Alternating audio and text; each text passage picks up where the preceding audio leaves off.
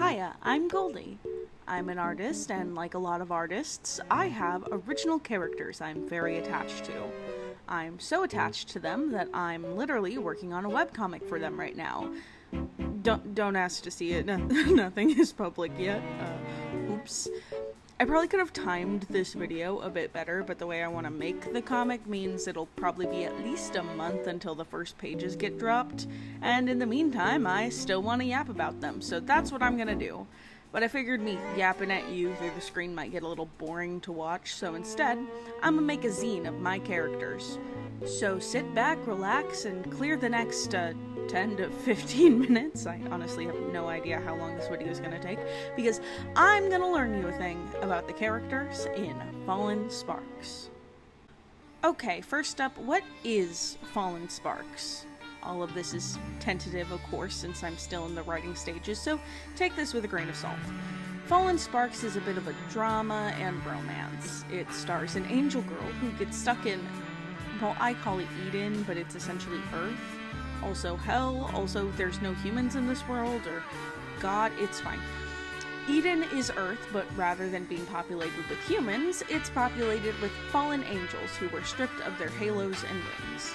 Angels don't have eyes on their face, but rather about 1 million eyes on their wings, so not having their wings means that every fallen angel is essentially blind.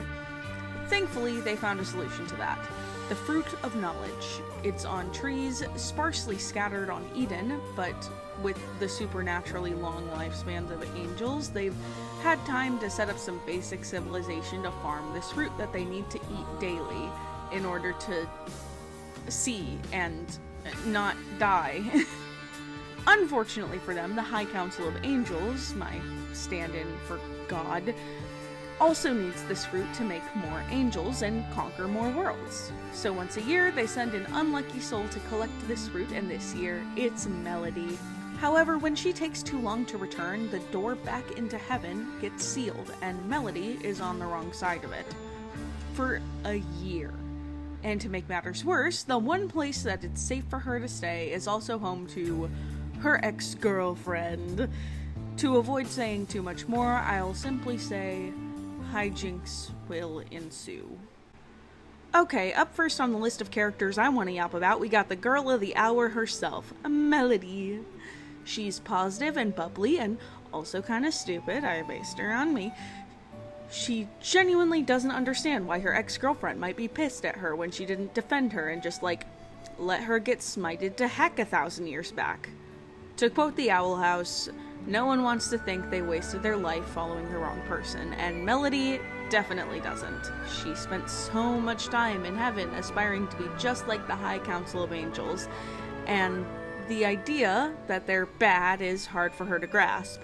She's got some learning to do, but thankfully, she's got help. Delman is the founder of Morning Rest, one of the very few safe zones on Eden.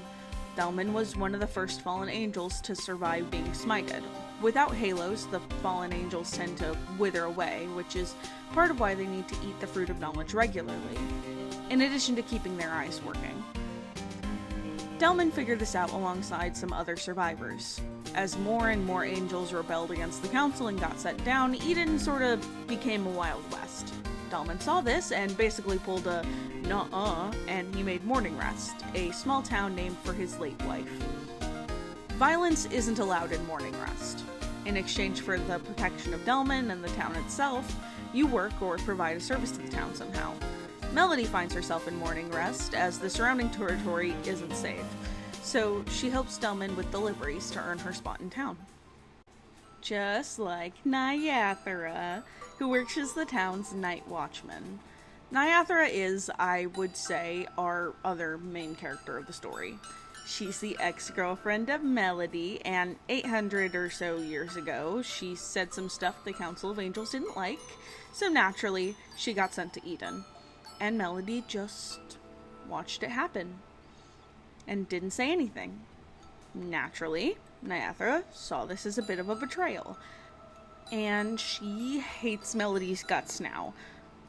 Mostly because Melody doesn't see anything wrong with the fact that she did just watch it happen.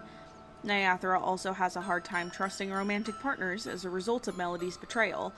Nyathra was so securely attached for so long that being abandoned in her moment of need kind of broke her ability to trust. Which is quite unfortunate for Stephanie.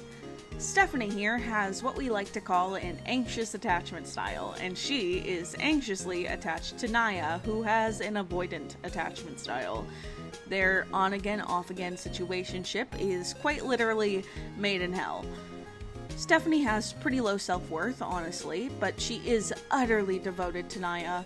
She unfortunately kind of thinks, well, if I just do everything right, maybe she'll finally commit to me, and it might be working a little until Nyathra's ex-girlfriend rolls into town, and the tension between them is, like, painfully clear. Naya starts doing stuff to make Mel jealous, it's really messy, and Steph has to start doing something she's not used to doing. Choosing herself.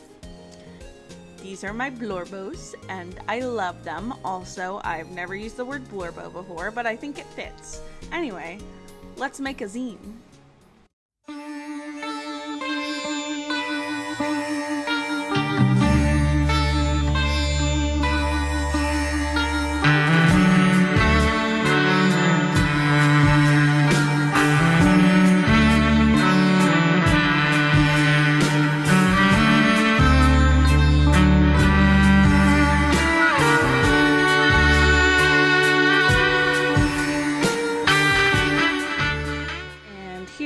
Have it, guys, on my terrible phone camera.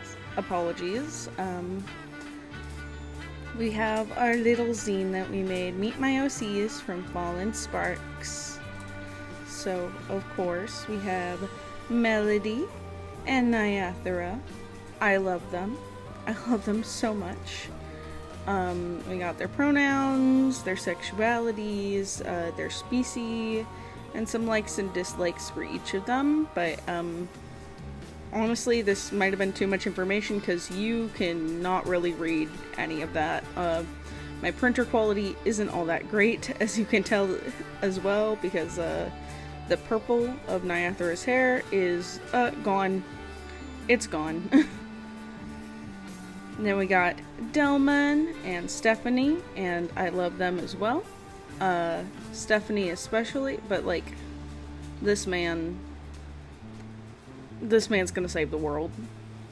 And then of course I made a little page spread to show my two girls and where they've been for the last 1,000 years before the start of the story.